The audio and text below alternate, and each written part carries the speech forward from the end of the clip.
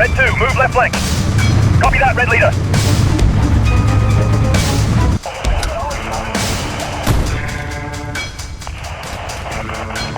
Alpha team moving. Fire mission locked. Target confirmed.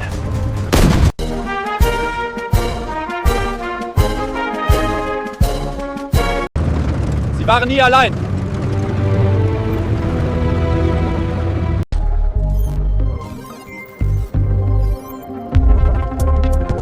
Red 1 to all units. Mission complete. February 20th, 1943. Western Tunisia. The Kasserine Pass. The desert wind howls across the Atlas Mountains, carrying the acrid scent of diesel and dust. Under a blazing African sun, a column of American M4 Sherman tanks grinds forward new, untested, their olive drab hulls shimmering with heat. Inside one of them, Sergeant William Bill Carter of the 1st Armored Division wipes sweat from his brow, pressing his headphones tighter against his ears. Static. Then a voice clear, steady, unmistakable. Red 2, this is Red 1. Axis armor sighted ahead, grid Charlie 4. Hold formation and prepare to flank on my mark. Carter's heart pounds. He glances at his gunner, Private Joseph Rinaldi, barely 19 and trembling. The intercom crackles again, smooth as if the commander were sitting right beside him. Copy that, Red 1. Red 2 standing by. Carter grins. You heard him, Joe. Let us make 'em sweat. Beyond the dunes, the German Panzers sleek, gray, and deadly are already in position. Their commander, Oberleutnant Franz Emler of the 10th Panzer Division, peers through his binoculars. His tanks had shattered British lines in North Africa months earlier. Against these Americans, green and nervous, he expects the same. But something feels different. The Shermans aren't stumbling into the trap. They're moving coordinated, deliberate, like a single organism. One fires, another flanks. A third withdraws just as artillery shells land where it had been seconds earlier. Emler curses. His own radio operator can barely hear headquarters through the deafening static. Each German tank fights alone. Inside Carter's Sherman, voices flow like lifelines through the SCR-508 radio, calm, precise, synchronized. The Americans adjust, adapt, and strike again. By sunset, smoke curls from the ridge where the Panzers once stood.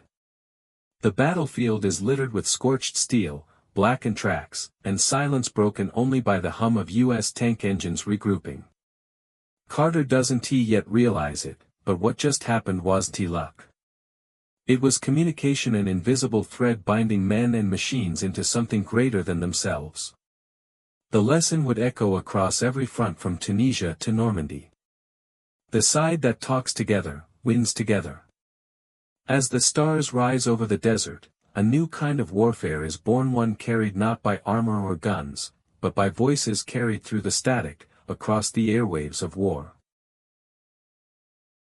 March 1943. Oran, Algeria. Allied Communications Depot.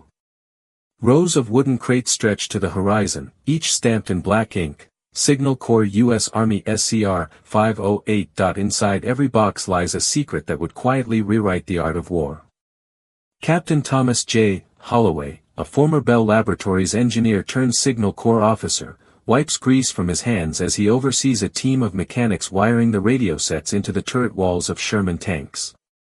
He knows what few men on this base understand, that inside these gray metal boxes lies America's invisible advantage. It's not just a radio, Holloway tells his commanding officer, Colonel Paul Bowden. It's a network. The SCR-508 is a masterpiece of wartime engineering, a 25-watt, crystal-controlled FM transceiver operating between 20 and 27.9 MHz. Unlike the scratchy AM radios used by the Germans, frequency modulation keeps the signal stable, the voice clear, the interference almost non-existent. Even through artillery blasts, tank crews can speak in full sentences coordinating, maneuvering, surviving. Bowden frowns, skeptical.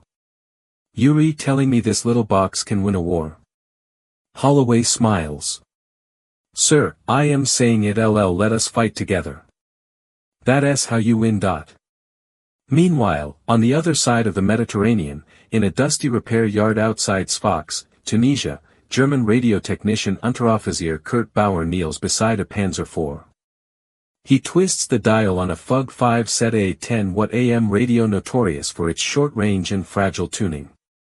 The operator shakes his head, the line is filled with static. The sunspots, the terrain, even nearby explosions distort the signal. Can't he reach command, the operator mutters. Then we fight blind, Bauer sighs. The contrast could not be sharper. Where American tanks form living webs of communication, the Germans fight in fragments, each tank commander relying on smoke, flares, or shouted orders. Even veteran Panzer ace Otto Carius would later admit, we often fought as individuals, not as a unit. The Americans were like a swarm, they always seemed to know where we were. By the time Allied forces regroup for the next offensive, the lesson is spreading through every division. Radios are checked, rechecked, and treated like sacred instruments. Tank commanders begin to trust their voices more than their eyes. In training camps across North Africa, instructors hammer the doctrine into every recruit. Your radio is your lifeline. Lose your gun, you might live. Lose your radio, you're dead. The new technology begins to reshape the American way of war. Where once tanks operated in isolated platoons, now entire companies move as one, reacting to threats before they were even visible. This is not evolution, it's revolution. And at its heart is a piece of equipment weighing just 57 pounds, mounted behind a steel plate inside every Sherman, the SCR-508. The Germans have never seen anything like it. They won't truly understand it until it's far too late. April 10, 1943. Near Maknessi, Tunisia. Dawn creeps across the desert. The air is still, broken only by the rhythmic cough of tank engines warming in the cold. In the distance, a faint echo of artillery rolls like distant thunder. The 1st Armored Division is on the move again, its Shermans rolling east toward German defensive lines. Inside Tank Red 3, Lieutenant Frank Donnelly adjusts the headset pressed over his ears. The hum of the SCR-508 fills the crew compartment. The voices of his platoon clear, calm, confident surround him. Red 1 to all red units. Maintain formation. Enemy armor expected beyond the ridge. Wait for my mark. Red 3 copies, Donnelly replies. Holding pattern. Around him, the coordination is effortless, instinctive. The tanks move in synchrony across the dunes, like chess pieces directed by a single unseen hand. To the untrained eye, it looks like luck or training. But inside, it's the constant heartbeat of communication orders, warnings, confirmations, all traveling invisibly through the airwaves. On the other side of the ridge, German forces prepare for what they assume will be another confused American attack. Oberleutnant Emler, the same commander who had faced them at Kasserine, watches through binoculars. He has spent weeks trying to understand how these Americans fight. His tanks are intact, his gunners skilled, but something feels off. When the attack begins, it's not a chaotic rush. It's a dance. One Sherman pins the German flank with suppressive fire. Another swings wide to the south, its commander relaying real-time updates through the radio net. A third tank angles behind a ridge, awaiting the precise moment to strike. Red 2, push left 50 yards. Red 3, fire smoke on my mark, go. Donnelly's voice cuts through the static. Within seconds, a curtain of white smoke blossoms between the opposing lines. The Panzers, momentarily blind, hesitate. The Shermans surge forward. By the time Emler's tanks react, they re-surrounded. His orders crackle with static half heard, half lost. Each crew fights its own battle. Hauptquartier. Wir brauchen Unterstützung. Repeat. Say again. Interference can't copy. The AM radio sputters uselessly. Frustration mounts. The once feared precision of the German Panzer Corps collapses into confusion. Meanwhile, the American formation holds like a living organism: 5 tanks, 10 men, 1 mind. In the command Sherman, Captain Harold Brenner listens to every report, his finger tracing positions on a map. Red 3, flank complete. Affirmative. Moving to engage. Copy. Red 1, finish it. The last German tank burns before noon. The battle is over almost before it begins. For the men inside those Shermans, it feels like victory finally has order. Gone is the chaos of Kasserine, the shouting, the uncertainty. Now, each man's voice carries meaning. After the fight, as the crews rest beside their idling tanks, Donnelly removes his headset and stares at it. This little thing, he says softly, it's like hearing God in the middle of hell. The others laugh, but no one disagrees. They know now that their power doesn't just come from the steel or the gun, it comes from their unity. From a voice that cuts through fear and confusion.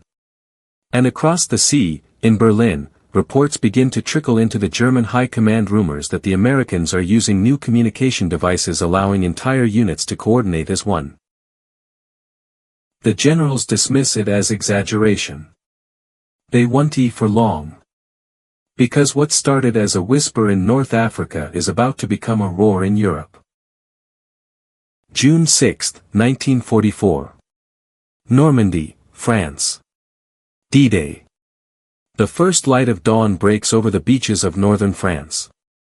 The sea is alive with fire and chaos, landing craft crashing through surf, shells bursting in the mist, men shouting through the roar of engines and the whistle of incoming artillery.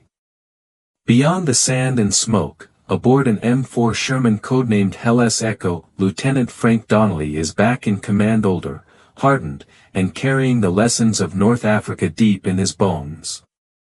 His crew waits anxiously inside the steel belly of the tank as waves crash against the ramp of their landing craft. 30 seconds, a crewman shouts. Copy that, Donnelly says, gripping the hand mic of his SCR-508. Red platoon, this is Red 1. Once we hit the beach, stay in radio range and keep chatter clean. If we lose signal, we lose each other. The ramp drops. Chaos erupts. Bullets slam into the sand. Water churns with explosions.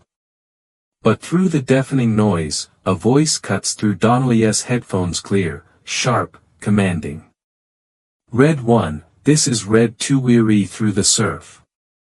Taking fire from a bunker at 10 o'clock. Copy that, Red 2. Hold your line.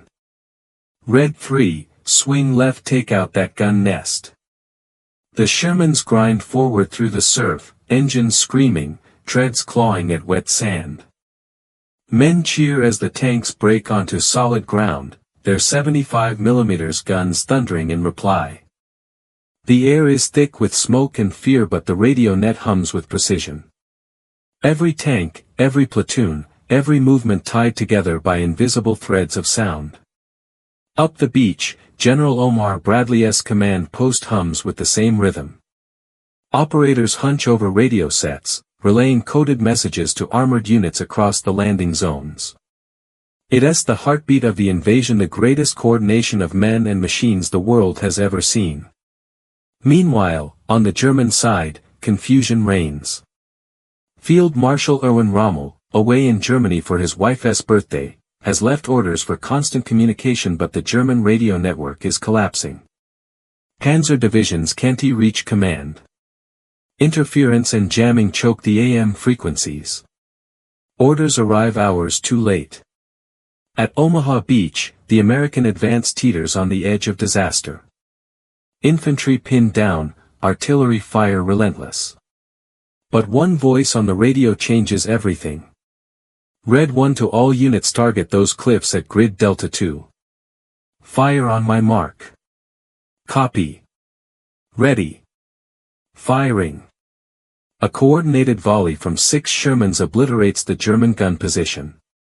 The infantry surges forward. The breach is made.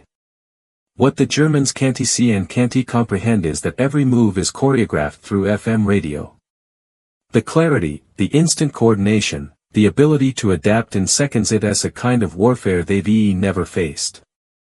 By nightfall, Allied armor has broken inland. Sherman radios crackle with messages of success, casualties, and new objectives. Exhausted men lean against their tanks, smoke curling into the twilight. Donnelly sits inside Hell's Echo, helmet off, listening to the soft murmur of the radio net still alive across Normandy. The once chaotic battlefields of North Africa have become synchronized symphonies of command. He looks at his operator, Private Rinaldi, and smiles faintly. You ever think about it, Joe? Somewhere, miles away, another crew is hearing these same voices moving just because we said 2 words. Rinaldi nods. It's like we're all part of the same machine. Outside, the sound of victory hums through the airwaves. The invasion of Normandy isn't just a triumph of numbers or courage, it's the triumph of connection. For the first time in history, entire armies are bound together by sound. And it's only the beginning. July 25, 1944. Saint-El, Normandy. The smell of smoke and cordite hangs thick in the summer air. Rubble fills the narrow French streets, shattered by weeks of fighting. Operation Cobra, the breakout from Normandy, is about to begin. Columns of Sherman tanks idle along the hedgerows, their engines growling like caged beasts. Inside Hell's Echo, Lieutenant Frank Donnelly studies his map, headset pressed tight over his ears. The SCR-508 hums softly, the familiar rhythm of clicks, bursts, and coded phrases forming an invisible lifeline between men scattered across miles of battlefield. Red 1 to all red units. Cobra starts in 5. Stay sharp, stay linked. Red 2 copies. Red 3 ready. Above them, the roar of American bombers builds to a thunder. 3,000 aircraft. Thousands of tons of bombs. Then hell itself opens on the German lines. The earth trembles, trees snap like twigs, and dust clouds rise for miles. When the bombing stops, the Shermans roll forward. The air is alive with voices, platoon leaders calling coordinates, spotters reporting breakthroughs, artillery units adjusting fire, all synchronized through the FM network. It's not chaos, it's choreography. The Americans move like a living organism, their communications pulsing through the ether. Every tank, truck, and infantry radio interlinked in real time. Orders that once took minutes now travel in seconds. Red 2, enemy armor retreating east. Copy. Red 3, cut them off on route D7. Acknowledged. Moving now. To the Germans, it feels supernatural. Lieutenant Karl Fischer of the 2nd Panzer Division writes in his journal that week. They always arrive where we least expect them, like ghosts who can hear our thoughts. But there is nothing mystical about it. It is signal discipline, engineering, and training. It is the SCR-508, the heartbeat of an army wired for war. While German tankers still rely on scattered AM networks, often jammed, misaligned, or destroyed, Allied tankers coordinate with precision even in chaos. The FM system ignores interference from artillery bursts, and the crystal-controlled frequency means every transmission is stable and secure. At headquarters near Coutances, General Omar Bradley studies the radio map glowing in the dim command tent. Each glowing pin represents a platoon in contact, each line a voice on the net. He listens briefly to a channel. Calm voices, methodical orders. He turns to his staff and murmurs, "This is what victory sounds like." By August, the breakout is complete. American armor floods through France like a tidal wave. Cities that had taken months to conquer in 1918 now fall in days. The coordination is relentless, columns leapfrogging forward, flanking enemy pockets, cutting supply lines before the Germans can react. When General George S. Patton's Third Army is unleashed, the radio becomes his sword. His tank commanders know his voice instantly over the net. Keep moving. Don't let the Krauts breathe, he barks, and miles of armor respond in unison. Each Sherman becomes more than a tank, it's a node in a vast network of mobility and firepower. The radio nets stretch from platoon to corps command, linking thousands of men in one synchronized advance. In captured villages, French civilians watch in awe as Sherman's thunder past, each one speaking, listening, moving in perfect rhythm. To them, it looks like destiny. To history, it is communication made flesh. By early September, the German army is in full retreat across the Seine. Their vaunted Tiger and Panther tanks, superior in armor and firepower, can no longer outthink the enemy. Cut off, outmaneuvered, and isolated by forces that seem to move faster than human command should allow. Inside a destroyed panzer near Chartres, a German officer's final report is found. Scrawled in pencil, one line stands out. They knew where we were before we did. October 1944. Aachen, Germany. The once proud imperial city lies in ruins. Smoke drifts between gutted buildings as American artillery pounds the last German defenses. Amid the chaos, deep inside a cellar 2 blocks from the shattered cathedral, Oberst Heinrich Adler of the Wehrmacht's Signals Intelligence Branch leans over a captured American radio, an SCR-508 pulled from a disabled Sherman tank. His engineers crowd around the strange device. Dials, crystals, vacuum tubes, simpler and sturdier than anything in their own Panzer communications. Adler removes his spectacles, squints through the haze, and mutters, "So this is how they do it." For months, reports have flooded Berlin. Field commanders complain that the Americans move as if by telepathy. Tanks appear from impossible directions, artillery responds before German spotters can even send coordinates. Every intercepted American signal seems encrypted, compressed, or simply unintelligible. Adler knows better. It isn't magic. It's modulation. Frequency modulation FM, still poorly understood in German military circles, has rendered most of their eavesdropping equipment useless. Their receivers, built for AM transmissions, can't lock onto the stable, narrowband frequencies of the SCR-508. Even when they do, all they hear is faint hissing, broken words buried in static. "We can't decode what we can't even hear," one of his technicians sighs. "Then build something that can," Adler snaps. They try. At a secret lab outside Kassel, the German Army's Communications Bureau begins developing experimental FM receivers. But the war is closing in. Factories are bombed, copper is scarce, and trained radio engineers are drafted into combat. Every month, the technological gap widens. Meanwhile, in the field, panzer divisions struggle with chaos. At Stahlberg, Major Otto Carius, commanding a detachment of Tigers, receives fragmented reports. Enemy armor advancing, can't he confirm number, interference, repeat. He slams the receiver in frustration. The battle unfolds faster than he can command it. His tanks, powerful and precise, fight blind. By contrast, the Americans are a symphony of motion. In the hills west of Aachen, Captain Harold Brenner's Sherman Company moves through fog and rubble, guided entirely by radio. Each crew calls out enemy positions, terrain hazards, and firing coordinates in crisp, clipped tones. The network hums like a living nerve system, linking platoons across shattered streets.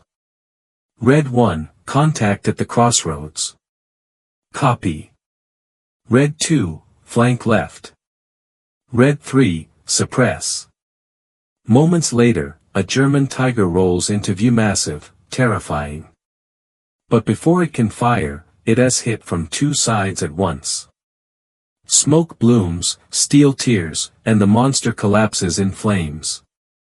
From a hilltop half a mile away, Brenner watches through binoculars. He lowers them slowly, exhaling. "They re deaf, and weary not," he says quietly. Back in Berlin, Adler submits his final report to the High Command. His words are clinical, but the meaning is devastating. The American use of frequency-modulated radio enables unit-level coordination impossible under current German doctrine. Our forces cannot maintain equivalent communication under fire. This disadvantage is tactical, operational, and strategic in scope. The report reaches only a few desks before being buried under the chaos of retreat.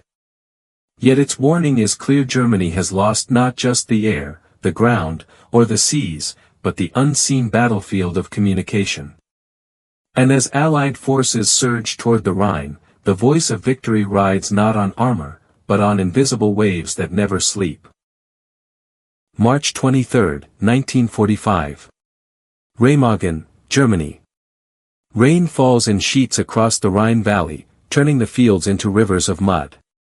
The thunder of artillery rolls endlessly from the west bank as American forces mass for the crossing.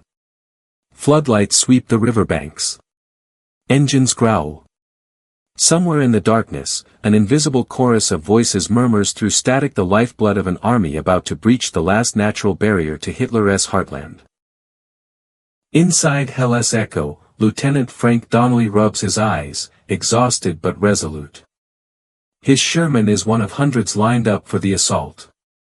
The tank's hull shudders with every nearby blast.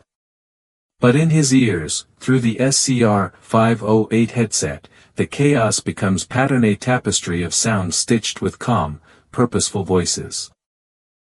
Red 1, maintain radio silence until phase line Alpha. Copy. Artillery grid confirmed. Infantry ready to advance. Acknowledged. Red units stand by for crossing order.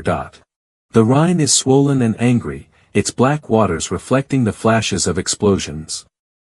On the opposite bank, German defenders dig in, waiting. They believe the Americans will falter at the river's edge, that chaos will finally shatter their momentum. But what the Germans can't see is that every American platoon, every armored column, every bridge-building team is already connected, every movement synchronized, every risk shared across miles of ether. Shortly after midnight, the order comes. Red 1, go, cross the bridge. The Ludendorff Bridge at Remagen still stands damaged but intact. The Americans move fast, Shermans rolling onto the wooden planks, the bridge trembling beneath their weight. Explosions light up the sky, German artillery trying desperately to collapse the crossing. Red 2, weary, taking fire from the east bank. Copy, suppression fire now. The voices cut through fear like knives. Tank commanders who have never seen each other work as if they've fought side by side for years. One column covers the next, one company shields the engineers. And then, suddenly silence. The firing stops. Smoke clears. The bridge holds. The first American tanks rumble onto the east bank of the Rhine. Cheers erupt over the radio net. We're across. Red 1 to all units repeat, we are across the Rhine. It's more than a military crossing, it's the sound of inevitability. The voice of coordination, trust, and relentless adaptation carried through circuits and wires and airwaves. At dawn, Donnelly steps out of his tank and looks across the river. The mist glows orange under the rising sun. Behind him, a radio operator adjusts the frequency, the quiet hum of FM filling the morning. Nearby, a war correspondent scribbles in his notebook. He will later write. They fought not just with steel, but with sound. You could hear victory long before you saw it. In the following days, the American advance becomes unstoppable. Patton's Third Army crosses in force, using radio-linked command chains so efficient that his division seemed to move faster than intelligence can track. Orders leap from field HQ to frontline tank in seconds. Bridges are secured, towns liberated, and entire German formations surrounded before they realized they reflanked. German officers, cut off from higher command, surrender by the thousands. Many never even receive their orders to withdraw. At a captured signal station near Bonn, a German captain stares at the remains of an AM transmitter, riddled with bullet holes. His voice cracks as he tells his interrogator, "We couldn't hear anyone anymore. Just noise. Always noise. For the Americans, that noise was victory itself, the static of progress, the whisper of a new age of warfare." As Donnelly's tank rolls east toward the Ruhr, he glances once more at the glowing dials of his SCR-508.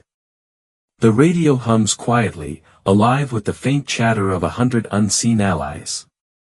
"Red 1 to all red units," he says softly. "Let us bring it home. The voice carries through the static, over the hills, across the rivers, guiding an army into the final chapter of the war. April 1945. Near Magdeburg, Germany.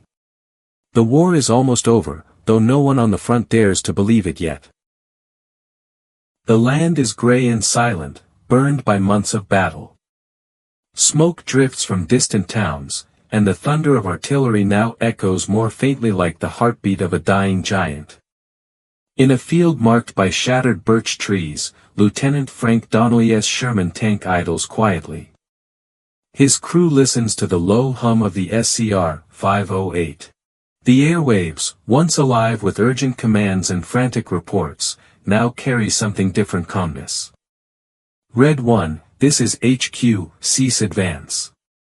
Await new orders. Repeat, cease advance. Copy, HQ, Donnelly replies, voice low. Standing by. He removes his headset, sets it gently on the radio panel. For the first time in 2 years, the silence feels heavier than the noise ever did. Across Germany, the same scene repeats itself. Thousands of American tanks, trucks, and jeeps, all connected by the same invisible web, receive their final wartime transmissions. Orders to halt. Orders to secure. Orders to breathe. The network that carried them through Africa, France, and across the Rhine now carries peace. In a captured German bunker near Dessau, a group of Wehrmacht officers huddle around a cracked Fug 5 radio. The static is relentless. Their last orders from Berlin are hours old, fragmented beyond meaning. A single word: halt and hold. But no one is left to command. The line has gone dead. One of them mutters bitterly, they could speak to each other. We could not. That's why we lost. He is not wrong. For the Americans, the radio was never just a tool, it was a doctrine. The voice became as vital as ammunition, as decisive as armor. Through communication, they turned chaos into choreography, confusion into command. General Omar Bradley would later reflect, "We no longer fought as men and machines, we fought as one connected mind." The SCR-508 became the unsung hero of Allied victory. Reliable, rugged, and revolutionary, it outperformed every expectation. The 25-watt transmitter could link tank platoons miles apart with near-perfect clarity, its crystal-controlled FM frequencies immune to interference that crippled every German attempt to counter it. In the ruins of Kassel, a captured German signal officer shows an American counterpart his destroyed workshop. On a soot-stained table lies a prototype FM receiver, unfinished, untested. "We were close," he says softly. The American engineer nods. But war doesn't wait. Back at the front, Donnelly's crew sits around their tank as twilight falls. They pass a can of cold rations, speaking little. In the fading light, the radio still glows faintly, the tubes warm and alive. "Think we'll ever use it again?" Rinaldi asks. Donnelly smiles, faint and tired. Not for this kind of war. He is right. The world that emerges from the ashes of 1945 will never fight the same way again. The invisible battlefield, the network, has been born. What began with a single radio and a Sherman tank becomes the foundation of modern command and control. From Korea to Vietnam, from the Persian Gulf to digital age conflicts, every military doctrine will trace its lineage back to that soft hum of the SCR-508, whispering through the armor of American steel. In Washington, engineers from Bell Labs and the U.S. Signal Corps begin drafting the next generation of system-secure channels, multiplex networks, eventually satellites.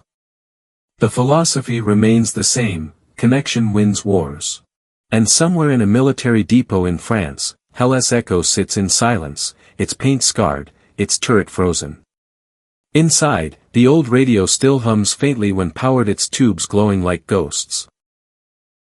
The last signal it ever carried was simple, recorded in a logbook now fading with age.